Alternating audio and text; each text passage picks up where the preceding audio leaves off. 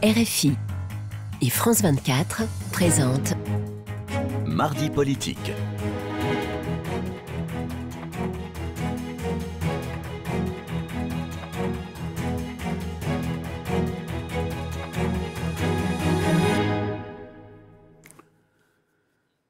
Bonsoir, ravi de vous retrouver pour cette nouvelle édition de Mardi politique sur RFI et France 24. Avec nous ce soir, Gilles Legendre. Bonsoir. Bonsoir Frédéric Rivière. Vous êtes le président du groupe La République en marche. Je l'ai été.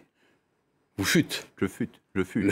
Le président du groupe La République en marche à l'Assemblée nationale. Et vous êtes aujourd'hui député de Paris. Emmanuel Macron s'est entretenu pendant près de 2 heures aujourd'hui avec Vladimir Poutine, un petit peu plus même d'ailleurs, je crois, 2h10 en fait précisément.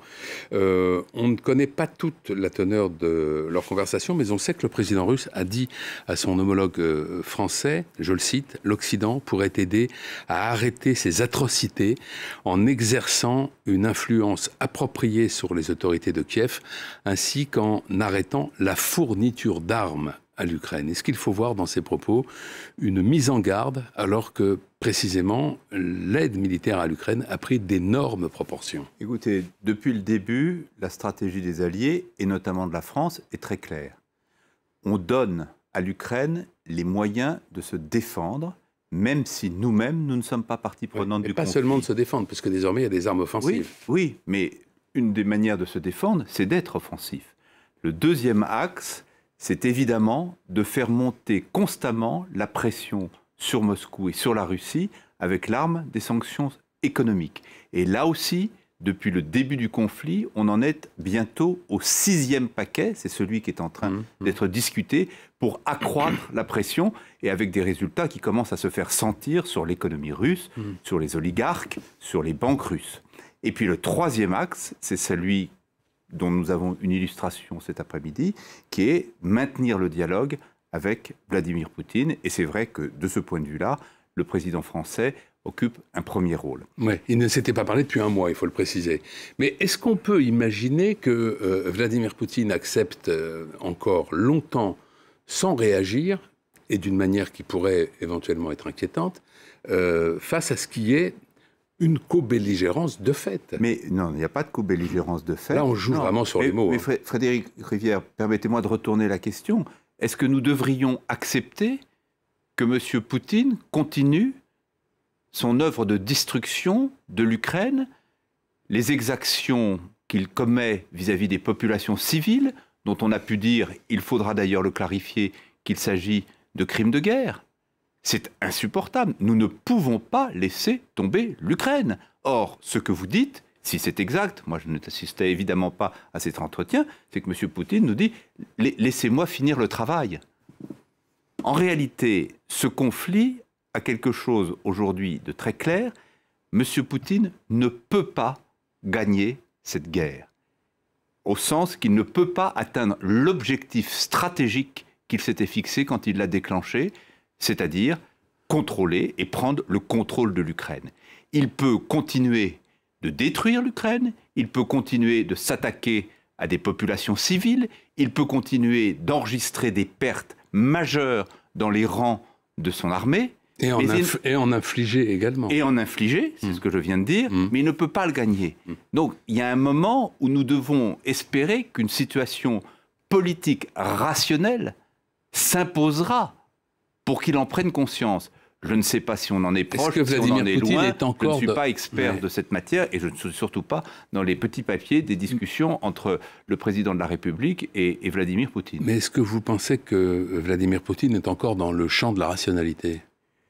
Il y a toujours les deux dans ce genre de situation. Ni vous ni moi ne sommes totalement rationnels et heureusement, nous n'avons pas les mêmes moyens militaires que M. Poutine. Donc de ce point de vue-là, c'est vrai que nous pouvons nous poser des questions sur M. Poutine. Mais enfin, il y a aussi, M. Poutine n'est pas complètement seul. Il y a aussi la réalité militaire. Est-ce que vous pensiez, au moment où le conflit s'est enclenché, que l'Ukraine résisterait aussi bien? Est-ce que nous pensions, au moment où le conflit s'est enclenché, que l'armée russe enregistrerait des pertes aussi lourdes? Non. Il y a une réalité qui s'impose aussi. Est-ce que vous ne pensez pas que le secrétaire d'État, le secrétaire américain, pardon, à la Défense, lorsqu'il a dit qu'il voulait voir une Russie affaiblie afin qu'elle ne puisse plus attaquer personne, a commis une faute en tenant ce propos, qui a permis à Vladimir Poutine, vous voyez bien de dire que l'objectif aujourd'hui n'est plus de défendre l'Ukraine, mais de manière indirecte d'attaquer la Russie. Écoutez, mon rôle n'est vraiment pas de commenter les propos des uns et des autres. Vous savez, c'est un conflit qui exige énormément de savoir-faire, d'habileté, de précaution. Et si nous prenons tous possession de la négociation diplomatique, nous risquons de dire beaucoup de bêtises et peut-être même d'en faire commettre. Alors parlons des sanctions, vous les avez évoquées. La Commission européenne prépare un nouveau train de sanctions contre la Russie. Il s'agirait donc de la 6e vague de sanctions. Vous disiez tout à l'heure, elles commencent à porter leurs fruits. Vous avez vraiment l'impression qu'elles ont un effet massif sur la Russie? Si l'effet serait de faire stopper le conflit, et on est bien obligé de reconnaître que c'était l'intention tout de même. Oui, mais ça n'est pas encore le cas. En revanche, que l'effet se fasse sentir sur l'économie russe, sur les banques, sur la situation de la monnaie, tout ça, oui, ça commence à se faire sentir. Et d'ailleurs, sans du tout céder au moindre triomphalisme, la situation n'y prête certainement pas. Il faut se réjouir que depuis le début de la guerre, l'Europe ait constamment tenu la ligne qu'elle avait annoncée au début, qui était une ligne de montée en puissance progressive des sanctions, et que cette ligne, aujourd'hui encore, soit tenue, et que l'Europe tienne et soit unie pour mener cette stratégie. Est-ce qu'on peut, selon vous, se passer du pétrole et du gaz russe, puisque c'est l'une des options qui figure dans ce nouveau train de sanctions, qui serait une forme d'embargo qui se mettrait en place progressivement? C'est exactement ce à quoi l'Union européenne travaille. J'écoutais l'autre jour Thierry Breton, qui est le commissaire européen en charge de ces questions. Il y a eu hier une réunion des ministres de l'énergie. Oui, il est possible, pas du jour au lendemain, mais qu'on soit non dépendant, indépendant de l'énergie russe. C'est vrai qu'aujourd'hui, ce qui permet à la Russie de tenir, c'est le fait que nous continuons de lui acheter des produits énergétiques dans des proportions importantes qui, évidemment, lui permettent d'encaisser des revenus importants. Mais il sera difficile, sur une question comme celle-là, par exemple, d'obtenir le soutien de la Hongrie, qui a prévenu d'ailleurs déjà qu'elle mettrait un veto à un embargo sur le pétrole ou le gaz russe. Or, c'est une décision qui requiert la majorité. L'Union européenne, même l'unanimité. L'Union européenne trouvera les moyens, les adaptations qui lui permettront. Vous savez, de quoi parle-t-on? On n'est pas en train de se discuter sur un sujet mineur. Loin s'en faut. On est en train de discuter d'une guerre comme on n'en avait jamais vu sur le continent européen depuis des décennies, et qui sont en train de causer des désastres humains monstrueux. Donc, franchement, la règle du veto doit être tenue et respectée, mais il y a quelques arguments politiques forts qui permettent d'avancer dans la voie des sanctions que l'Union européenne est en train d'instruire et j'espère de mettre en œuvre. On va évoquer la politique française, une dizaine de jours après la réélection d'Emmanuel Macron. Est-ce que le président de la République n'est pas un peu trop absent depuis sa victoire du 24 avril? Frédéric Rivière, il faut raison garder. Ne comprenez pas que je suis en train de dire qu'il me manque. C'est une question je ne dis pas ça. Totalement politique. Emmanuel Macron a été élu exactement il y a 9 jours. Oui. Et j'ai vu qu'au bout de 48 heures, on disait « Ah, le président n'a pas parlé pendant 48 heures !» Mais la campagne présidentielle est terminée. D'ailleurs, le président a fait un déplacement la semaine dernière. Il en fera certainement d'autres. Je pense que le pays peut tourner sans que le président de la République apparaisse sur le perron de l'Élysée ou dans les étranges lucarnes tous les 4 matins. D'ailleurs, s'il le faisait, vous diriez probablement qu'il le fait trop. Donc, il faut qu'on se calme. Il y a une période qui s'appelle une période de transition, qui est brève en France. Comme vous le savez, aux États-Unis, elle est beaucoup plus longue. Elle dure un peu plus de 2 mois. Les choses vont être respectées. Nous avons appris aujourd'hui que la cérémonie d'investiture du président de la République interviendrait samedi prochain. Après, les décisions qui doivent suivre cette prise de pouvoir, cette reprise de pouvoir, seront prises dans le bon ordre. Moi, je trouve que c'est plutôt rassurant de savoir que le président de la République travaille à la préparation de son second quinquennat. Alors, oui, mais il travaille à la préparation de son quinquennat en ce moment, où il travaille à la préparation du gouvernement et aux investitures pour les législatives. Mais c'est lié, c'est lié. Ouais. Évidemment, il faut qu'il y ait un gouvernement de la France et il faut, et ça c'est les Français qui en décideront, il lui faut une majorité au président de la République. Et cette majorité, elle doit se construire avec l'ensemble des formations et des sensibilités de la majorité.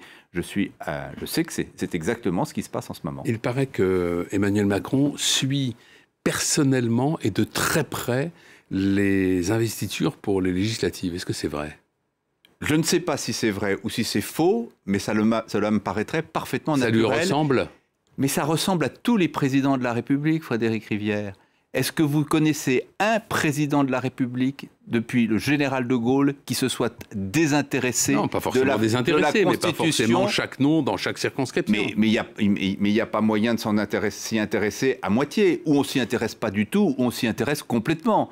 La majorité, elle va être constituée de X députés que les Français voudront bien élire sous la bannière de la majorité présidentielle. Et comme son nom l'indique, majorité présidentielle, il y a présidentielle dedans. Et il a été beaucoup reproché à votre majorité, en particulier au début du premier quinquennat d'Emmanuel Macron, d'avoir envoyé à l'Assemblée nationale un certain nombre de députés, certains ont même dit non, de nombreux députés, inexpérimentés, pas vraiment prêts pour le travail de législateur. Est-ce que c'est précisément pour ne pas éviter ce type d'erreur que Emmanuel Macron suit ça comme le lait sur le feu ? Je ne crois pas que ça soit le sujet. Et d'ailleurs, au tout début de sa campagne présidentielle, le président de la République a réuni l'ensemble des parlementaires, il nous a rendu hommage.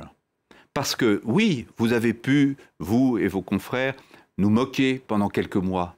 Mais pendant 5 ans, et je peux le dire, vous avez fait mention de responsabilité que j'ai exercée comme président de groupe, cette majorité, elle a tenu, elle a fait son boulot. Et ce qui était peut-être un handicap au début, parce que nous ne connaissions pas les us et coutumes de l'Assemblée nationale, est devenu un immense avantage, parce que qui dit expérience de la société civile faisait que nous portions des expertises sur l'école, sur la santé, sur la justice, sur le droit. Et ces compétences, elles ont été mises au service de cette majorité. Et ce qui était peut-être l'apprentissage nécessaire des premiers mois a vite été surmonté. D'ailleurs, je ne m'explique toujours pas comment j'ai pu vous présenter en effet comme le président en exercice du groupe, puisque ça doit faire à peu près 1 an et demi que c'est Christophe Castaner. Pour moi, ça ne l'est plus. Oui. Alors, l'ancien Premier ministre, Manuel Valls, doit être investi candidat de la majorité présidentielle en vue des élections législatives de juin prochain. Selon nos confrères du Figaro, il serait candidat dans la 5e circonscription des Français de l'étranger, qui couvre Monaco, Andorre, le Portugal et l'Espagne, du coup humain donc pour Manuel Valls, qui, rappelons-le, est né et a grandi en Espagne.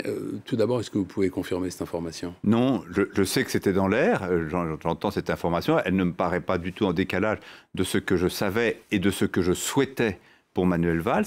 C'est une très bonne nouvelle que Manuel Valls revienne dans la politique active française et notamment, j'espère, dans ce qui sera notre majorité. Est-ce que l'équilibre est difficile à trouver dans les législatives entre La République En Marche et ses partis satellites, comme le MoDem, comme Territoire de Progrès, ou même Horizon, qui n'est pas d'ailleurs à proprement parler un parti satellite. Mais est-ce que c'est un équilibre compliqué, ça ?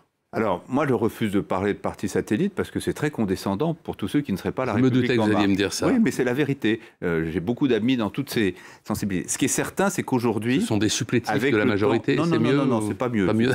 Non. Ce sont des partenaires. Oui. Et nous sommes tous partenaires les uns des autres. Ce qui est certain, c'est qu'au fil du temps, cette majorité qui n'avait que 2 composantes, La République En Marche et le MoDem au départ, maintenant est riche de 5, 6, 7 sensibilités. Je doute, et je ne souhaite pas forcément, que les 6 ou 7 sensibilités donnent 6 ou 7 groupes. Une chose est certaine, c'était déjà vrai pendant le premier quinquennat, ça l'est de manière encore plus impérieuse pour le second. Nous devons avoir, ce qui nous a beaucoup manqué pendant le premier quinquennat, une gouvernance de cette majorité extrêmement structurée.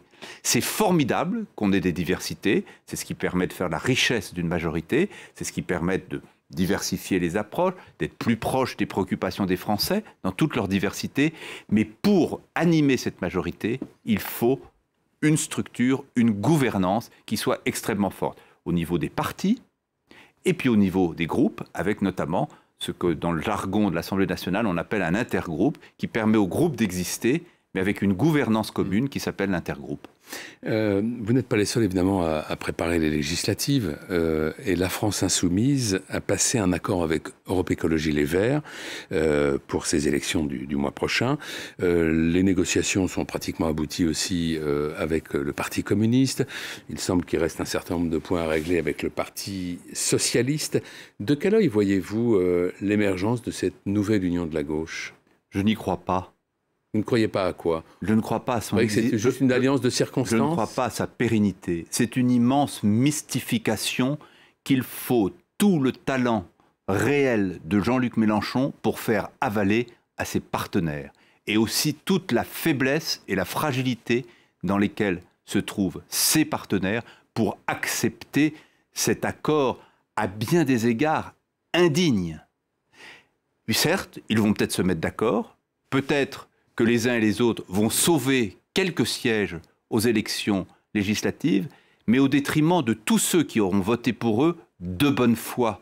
Parce que du jour où ils auront été élus, cette union volera en éclats. C'est dans la nature même du fonctionnement de la France insoumise et de son leader, caractérisé par un immense cynisme, que les choses ne puissent pas durer longtemps. Est-ce que vous voyez dans cette alliance, comme certains le disent, la mort de la gauche républicaine?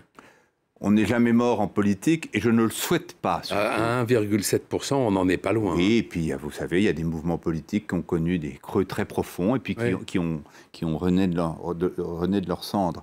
Mais ce qui est certain, c'est qu'aujourd'hui, le fait même qu'il y ait accord ou non à l'arrivée, que le chef du Parti socialiste, M. Olivier Faure, ait accepté de rentrer dans une négociation de cette nature avec la France insoumise, je comprends l'indignation de ses camarades et je comprends l'immense déception d'une grande partie des électeurs historiques du Parti socialiste. C'est la seconde mort de François Mitterrand. C'est une sorte de blasphème, en fait, pour tous ceux qui, à un moment ou un autre, de près ou de loin, durant 50 ans, ont pu partager les valeurs et les combats de ce parti. Jean-Luc Mélenchon à Matignon, c'est un scénario qui ne vous paraît pas sérieux. Cela fait partie de la mystification. Merci, on est arrivé au terme de cette émission. Merci Frédéric Rivière. Gilles Legendre d'avoir été là avec nous ce soir. Et merci à Flore Simon et Camille Néran qui ont contribué à la préparation de cette émission. Prochain Mardi Politique, eh bien, naturellement, la semaine prochaine. Et pour ma part, je vous donne rendez-vous demain matin sur l'antenne de RFI. Bonne soirée. Mardi Politique.